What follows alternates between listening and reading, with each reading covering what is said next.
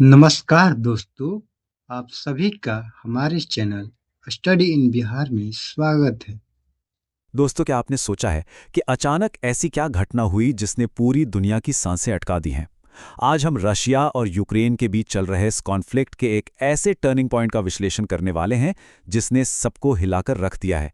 इस वीडियो को आखिरी तक जरूर देखिएगा, क्योंकि आज हम इन लगातार बदलते 3D विजुअल्स जो हर 5 से 8 सेकंड में चेंज होंगे, उनके जरिए इस पूरी जियोपॉलिटिकल पजल का एक एक पन्ना खोलने वाले हैं।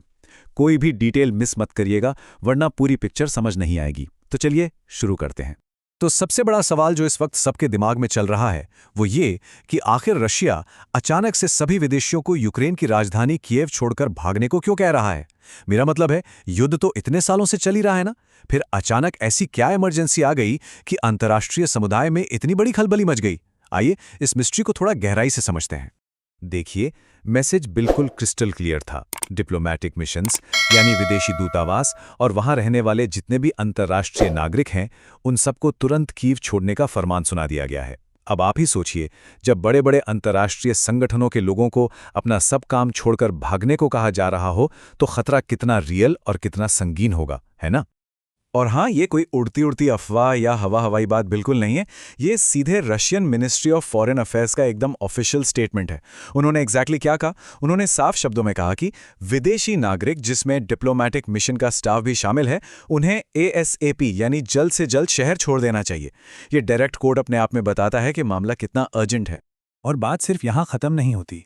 टेलीग्राम पर भी इसके साथ एक ऑफिशियल वार्निंग जारी की गई थी। इस वार्निंग में एक साफ निर्देश था कि कीव के निवासी ज़ेलेंस्की प्रशासन की किसी भी मिलिट्री या एडमिनिस्ट्रेटिव बिल्डिंग के आसपास बिल्कुल न भटकें। इसका सीधा सा इशारा ये था कि रशिया के निशाने पर अब डायरेक्टली वहां का डिफेंस और प्रशासनिक इंफ्रास्ट्रक्चर है, यानी वहां एक भारी हमला किसी भी वक्त हो सकता है। अब थोड़ा पीछे चलते हैं कि आखिर ये सब शुरू कैसे हुआ। घटनाक्रम देखिए कितनी तेजी से बदला है। 22 मई को लुहांस्क में एक हमला होता है। ठीक अगले ही दिन यानी 23 मई को एक बेहद शक्तिशाली बैलिस्टिक मिसाइल दागी जाती है, और उसके तुरंत बाद ये इवैक्यूएशन वार्निंग्स सामने आ जाती है। एक के बाद एक चीजें बिल्कुल आउट ऑफ कंट्रोल होती दिख रही हैं। तो चलिए सेक्शन 1 की तरफ बढ़ते हैं। द ट्रिगर यानी लुहांस्क पर वो हमला जिसने इस चिंगारी को हवा दी। 22 मई की रात रशिया के कब्जे वाले लुहांस्क क्षेत्र में एक कॉलेज की डॉर्मिटरी या हॉस्टल कह लीजिए, वहां एक UAV यानी ड्रोन से हमला होता है। अब रशिया का दावा है कि इस हमले में 20 से ज्यादा लोग मारे गए, जिनमें आम नागरिक और बच्चे भी शामिल थे। उन्होंने इस पूरी घटना को एक बेहद संगीन अपराध के रूप में पूरी दुनिया के आगे रखा है। इस घटना पर रूस का जो ऑफिशियल स्टेटमेंट आया, उसके शब्दों पर जरा ध्यान दीजिएगा। उन्होंने इस हमले को कीव रिजीम की नाजी और टेररिस्ट फितरत का एक और जीता जागता सबूत बताया। ये शब्द दर्शाते हैं कि रूस इस हमले को किस गुस्से से देख रहा है। उनका क्लियर क्लेम है कि ये सिविलियंस को टारगेट करके किया गया एक खुला आतंकवादी हमला था। लेकिन ठहरिए, किसी भी मुद्दे के दो पहलू होते हैं। एक तरफ रशियन पर्सपेक्टिव है, जो इसे आम नागरिकों पर एक आतंकवादी हमला कह रहा है। वहीं दूसरी तरफ यूक्रेनियन कॉन्टेक्स्ट थोड़ा अलग है। यूक्रेन के हिसाब से ये क्षेत्र मूल रूप से उनका अपना है, जिस पर रशिया ने कब्जा किया हुआ है। तो उनके नजरिए से देखें तो ये लगातार चल रही डिफेंस स्ट्राइक्स का ही एक हिस्सा है, ताकि वो अपनी जमीन वापस पा सकें। दोनों के व्यूज बिल्कुल एक्सट्रीम हैं। यहां एक बड़ा इंटरेस्टिंग नंबर सामने आता है, 0.5%। आप सोच रहे होंगे यूक्रेन इतने बड़े पैमाने पर लगातार ड्रोन स्ट्राइक्स अफोर्ड कैसे कर रहा है। तो बात यह है कि नाटो के टोटल बजट का लगभग 0.5% हिस्सा इनडायरेक्टली यूक्रेन को अपने डिफेंस प्रोग्राम और नए हथियार डेवलप करने के लिए मिल रहा है। यही वो फाइनेंशियल बैकिंग है जो उन्हें इस लेवल पर रिटेलिएट करने की ताकत दे रही है। चलिए अब आते हैं दूसरे हिस्से पर, द रिटेलिएशन यानी ओरिशनिक मिसाइल से दिया गया जवाब। मार्च 10, जरा इस फिगर की अहमियत समझिए। ओरेस्निक बैलिस्टिक मिसाइल आवाज की गति से, ध्यान दीजिएगा, आवाज की गति से 10 गुना ज्यादा तेजी से उड़ने की क्षमता रखती है।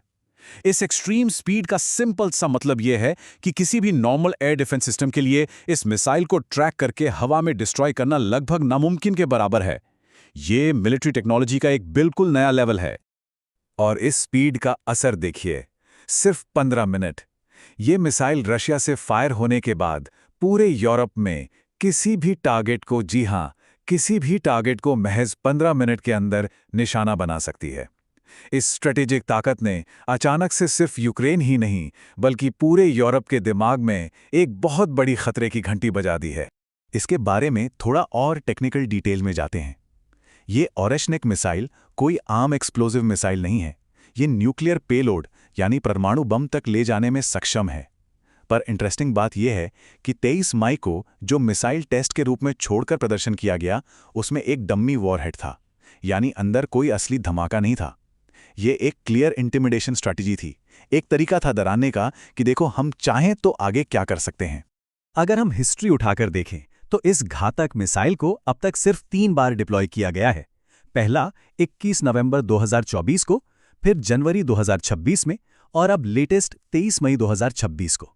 इसका इतना रेयर इस्तेमाल अपने आप में बताता है कि जब भी इसे मैदान में लाया जाता है तो इसका संदेश बेहद बड़ा और गंभीर होता है। अब बढ़ते हैं हमारे आखिरी सेक्शन की तरफ, ग्लोबल फॉलआउट और दुनिया भर में इसका बढ़ता तनाव। यहाँ दो बिल्कुल अलग रिएक्शंस देखने को मिलते हैं। एक तरफ अमेरिका है जिसने तुरंत एक्शन लिया और एक सुपर कॉशियस अप्रोच दिखाते हुए अपने नागरिकों को फौरन वहां से निकालने की वार्निंग दे दी। लेकिन वहीं दूसरी तरफ अगर हम देखें तो यूरोपियन यूनियन के नेताओं ने बिल्कुल डिफाई कर दिया है।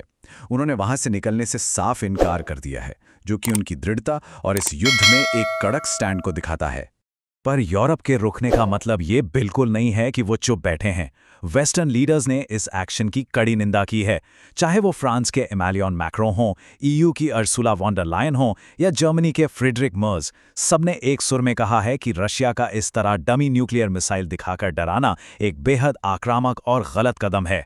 तो दोस्तों, इस पूरी चर्चा के बाद एक सबसे बड़ा सवाल हम सबके सामने खड़ा होता है। क्या हम वाकई एक नए, बहुत बड़े और भयानक अंतर्राष्ट्रीय युद्ध की कगार पर खड़े हैं, या फिर ये सिर्फ एक दूसरे को डराने के लिए खेला जा रहा एक हाई स्टेक्स ब्लफ है? इस संकट का आगे क्या नतीजा होगा, ये सच में एक ऐसी मिस्ट्री है जिसका खुलासा होना अभी बाकी है। इस विश्लेषण को आखिरी तक देखने और समझने के लिए आपका बहुत बहुत शुक्रिया। मुझे उम्मीद है कि इन लगातार बदलते 3D विजुअल्स और इस डिटेल डिस्कशन से ये कॉम्प्लेक्स जियोपॉलिटिकल टॉपिक आपको अच्छे से समझ आ गया होगा। जाने से पहले कृपया इस वीडियो को लाइक करें, अपने दोस्तों के साथ शेयर करें और हमारे चैनल को सब्सक्राइब करना बिल्कुल ना भूलें। और हाँ, जो सवाल मैंने पिछली स्लाइड में पूछा, उस पर आपकी क्या राय है?